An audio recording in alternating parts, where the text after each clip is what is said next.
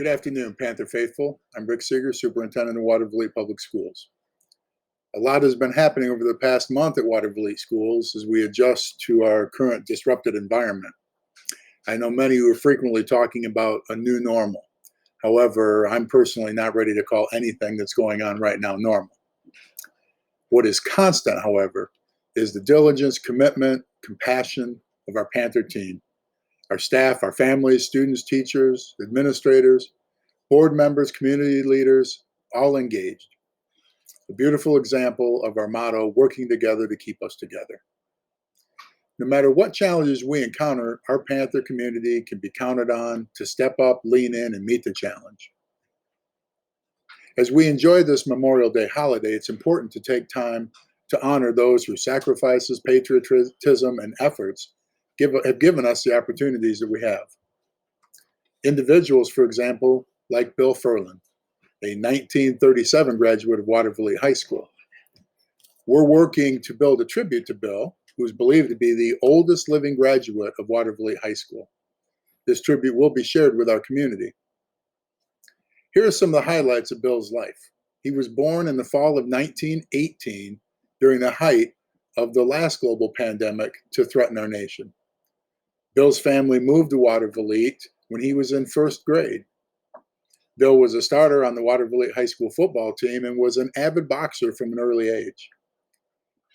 Bill enlisted in the Army during World War II, serving in the Red Ball Express, a division of the truck corps deployed in England and France during the height of the fighting. Bill's job was to deliver supplies to the front lines. This made him a primary target for enemy forces hoping to choke off supplies to our troops. But Bill's unit delivered supplies to troops during the Battle of the Bulge.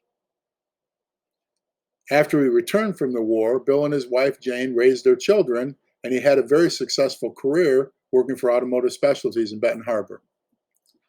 Bill will be 102 years young in October. So on this Memorial Day, let's take time to honor Bill Furlan and all of those who served our nation to keep us safe, prosperous, and together. Look for a video tribute to Bill here in the next few days. Over the next few weeks, we'll be releasing videos like this to help keep our community informed about upcoming events, topics of concern related to the COVID-19 pandemic on our school, and to communicate what our next steps are for the fall of 2020. In this installment, I'd like to discuss three topics. First, upcoming plans for honoring the class of 2020. Second, answers to your questions about school of choice for the upcoming school year.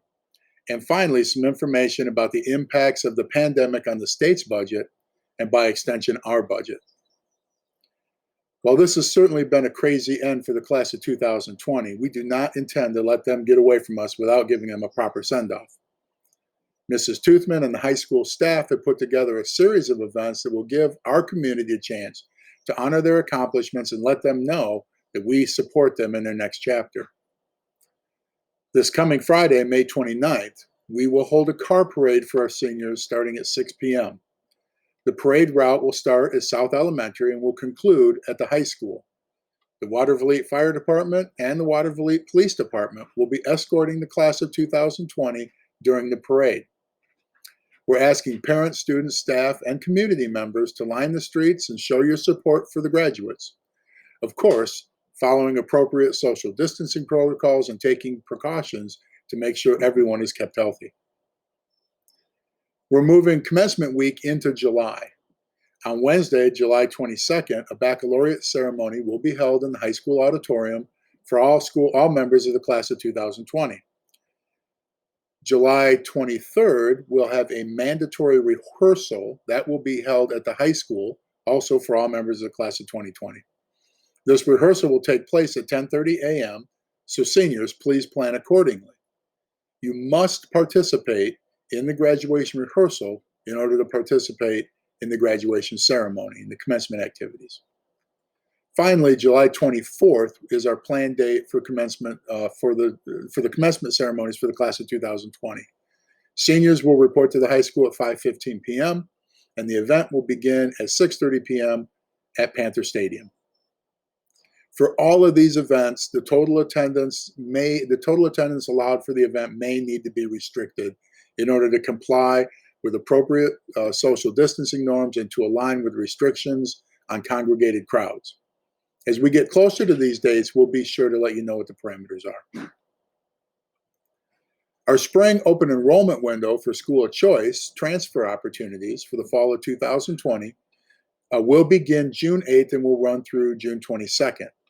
If you have already completed a school of choice application form, you will not need to send in another one.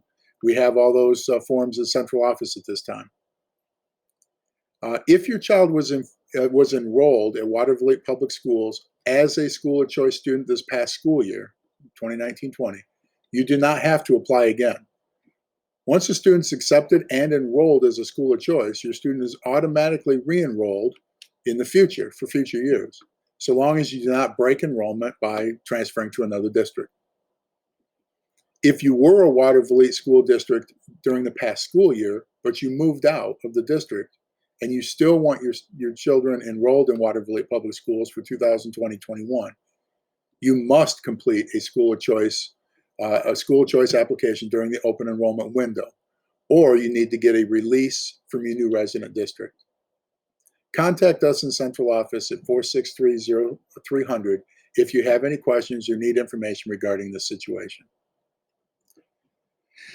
Finally, much has been made in the media lately about the state of the economy in general and the collapse of the state's budget in particular. Current estimates show that revenues to the state have fallen by over $3 billion, with a third of that shortfall reflected in the school aid fund for this current fiscal year. Projections show the shortfall will continue into the next fiscal year as well. Translated to our situation here at Waterville Schools, we may be looking at up to $1 million in revenue shortfalls in the current fiscal year, with a similar amount carried forward into the next year. And while this may sound dire, please understand, Waterville Public Schools pride themselves on being a good steward of the public trust and the public pocketbook. We've built a solid fund balance over the past few years that we can rely on to mitigate some of the harm. Our Board of Education, our administrative team, and our staff are committed to providing a first-class education program for our community and will continue to do so even through this crisis. We are rebuilding our budget from the ground up. This assures that our most important priorities will get funded. It assures that we guarantee that every dollar will be spent intentionally and with purpose. And it assures we will be as efficient as possible. We will keep our most essential services going. Our Board of Education and administrative team are confronting the challenges, but we're also visualizing the opportunity.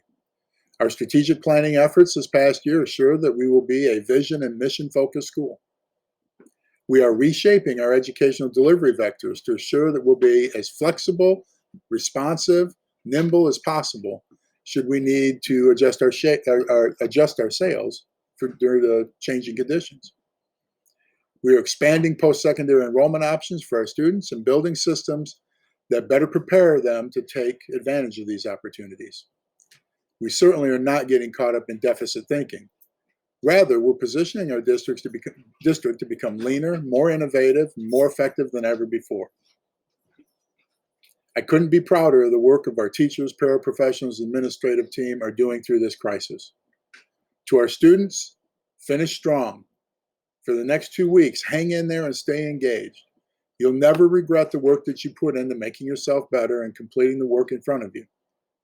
However, most adults will tell you that the things they regret most are the things they didn't do.